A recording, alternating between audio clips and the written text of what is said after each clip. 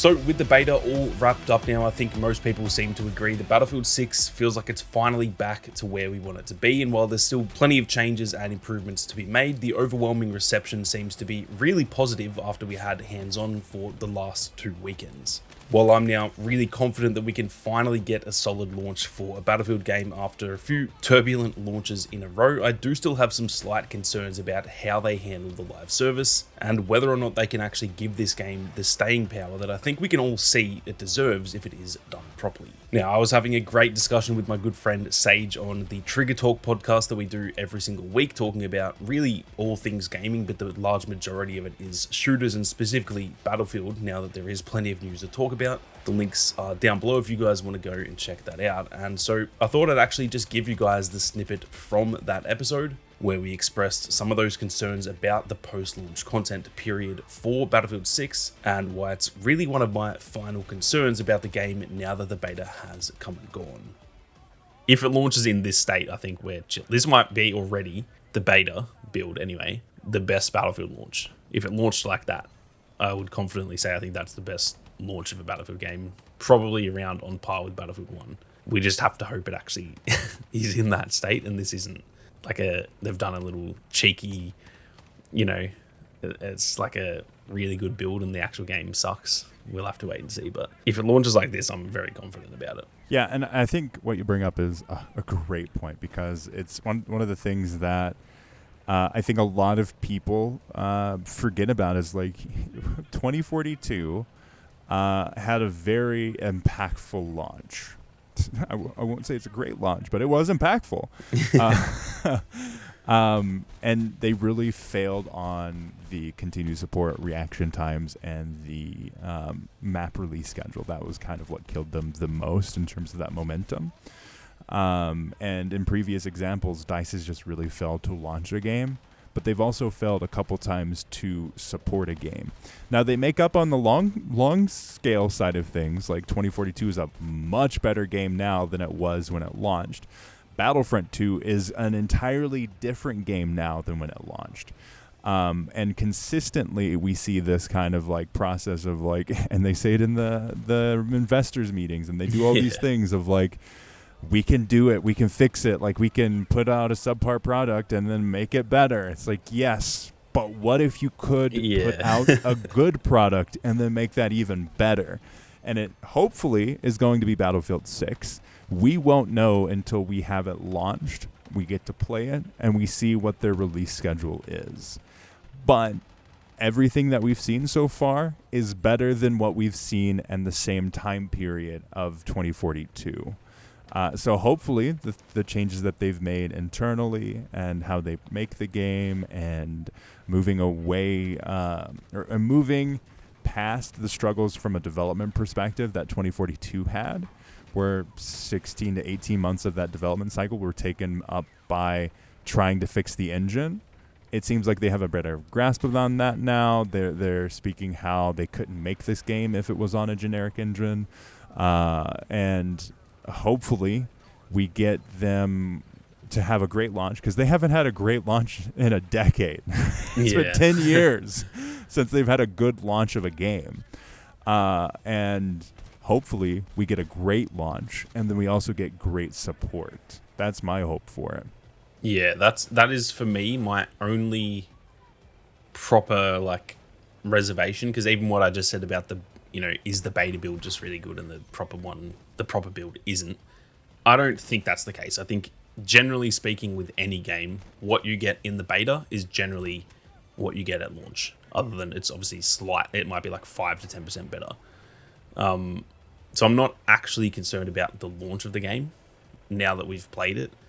But the only genuine reservation I do have is the live service, because that is an area where it doesn't matter how good you launch a game, if you don't support it properly afterwards, in 6 months we might still be going, oh man, they fumbled Battlefield 6. Can't believe they let that game die. That is still possible. And as positive as I've been about this, and as generally positive of a person I am, I'm not going to sit here and just like, me, I'm not a shill. I'm not going to just praise EA and be like, oh, Battlefield's back where everything's going to be great. Like, that is still a concern for me. We haven't really seen them do a good live service ever, in my opinion, because Battlefield 1 launched really good. The live service wasn't great. It wasn't really a live service back then. It was still premium, but like, it was very slow. What we got, the DLC was all good, but it was very slow. I think there was times where it was like borderline 6 months without really any content.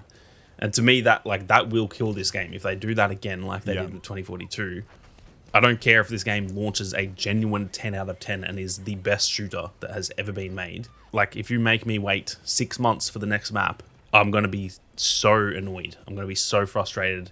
So much of the community will move on and play other games.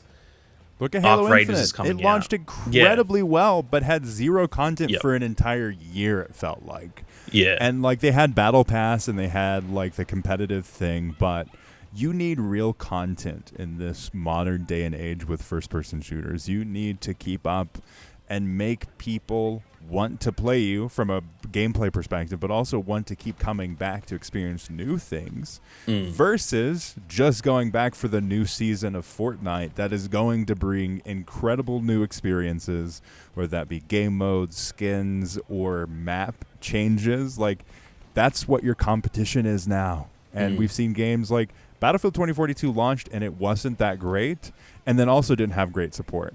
And eventually got better. Halo Infinite was a great, solid experience. Like, it was one of the least buggy launches of a AAA FPS game that I've seen in a while. Yeah. And then just didn't support it. Yeah. That to me, I said that a lot of times on the stream. That is the comparison to me that gives me, like, trauma of, like, Halo Infinite. I remember talking to you, and we were both like, "Oh, Halo's back. We're back, baby." Yeah. And it just wasn't, because they just didn't support it. And that game should now be like peak FPS right now. If they had supported that properly, it would be doing crazy numbers still. Everyone would be loving it. It'd be bringing in people from, people who haven't played Halo, but they see this game that's just popping off. Everyone knows the name Halo, even if you haven't played it. That game should be killing it, and it's not. And so that is still a concern with Battlefield 6, that I hope they haven't put all of their effort into the launch, which could mean it will launch in a fantastic state, but then they launch it and they do a big sigh of relief, and then they go, "Oh shit, hang on. Now we do have to support this afterwards." And that's the only area that I'm genuinely, like, very curious to see how they handle that. If they can give us a good live service, I believe we are back. I will say that with chest. If they can give us, like, I don't know how long the seasons will be. If say it's a 2-month season and we get a map every 2 months with a bunch of weapons, battle pass, all that kind of thing, that type of cadence in 2 months, I think we're chilling. If it's 4-month seasons and we still only get one map, then I'm getting concerned, because people will get bored. The core Battlefield fan base probably won't, because I think we just want a good Battlefield game. So I think the core Battlefield community will stick around for sure, for at least for a while. But there's going to be a lot of new players coming in with this one. Even people who've maybe played the older Battlefields, but they haven't played recently. A lot of Call of Duty players and stuff like that. And if they want to retain those people, they have to kill the live service, because it doesn't matter if it launches 10 out of 10. If it launches October 10th and we get our first new map on the 28th of Feb, like, people will be moved on. Arc Raiders comes out. Black Ops 7 comes out. There's so many games coming out. GTA's out next year. That will take people's attention for so long. It can still go wrong from here. So that's the only area that I wouldn't say I'm concerned. I'm not sitting here thinking, oh, they're definitely going to, like, they're going to fail with the live service. I don't think that they will, but I wouldn't put it past them either. This is still the company that we have been pretty critical of for the last, 10 years now. So just because it's launching well doesn't mean we should blindly, hope that it's going to be the best game ever. I think we still need to keep them accountable.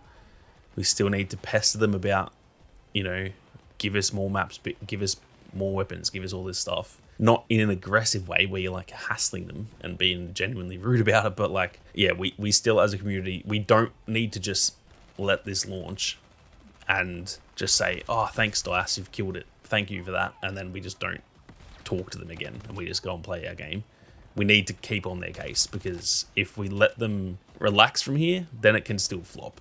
And that's not good for us. That's not good for them either, by the way. They will just lose so much money.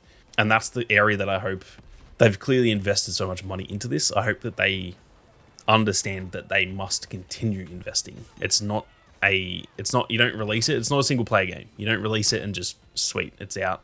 Let people buy it and have fun. You've got to keep people engaged, because yes, they'll make a heap of money on the sales at launch, but like, if they want that 100 million player count, you got to keep releasing stuff. You got to release that BR and get people excited and keep people engaged in the BR and in the multiplayer, and sell skins to be able to keep paying your developers, because if they do a big bunch of layoffs, well, there's less people to work on the game and it's going to flop. So there's still a lot that can go wrong here. And while I'm very positive as of right now, we'll see. I'm not like locked into being positive, if that makes sense. I'm almost like looking for things to complain about, because I know that, and I think we all are, because we want this to succeed. So I think when we see stuff that isn't as good as how it looks right now, we need to call that out and we need to keep them accountable. And if we do that, and if they listen, then I think we're fine. But if they think they can just launch it and then just like sail off into the sunset, unfortunately that won't end well for anyone, I don't think. Yeah, they need to have a strong launch. They need to have a strong continued support. Like you're saying, if they just drop a great game and they don't support it, yeah, it's a great game, but that's it. Like, sorry, in this current day and age, unfortunately, that's the state of things. In the past, you could drop a game and not have to support it as frequently as you do now, just because of the competition, and also the people are getting kind of burnt out. Like they are choosing only to play specific games and experiences right now.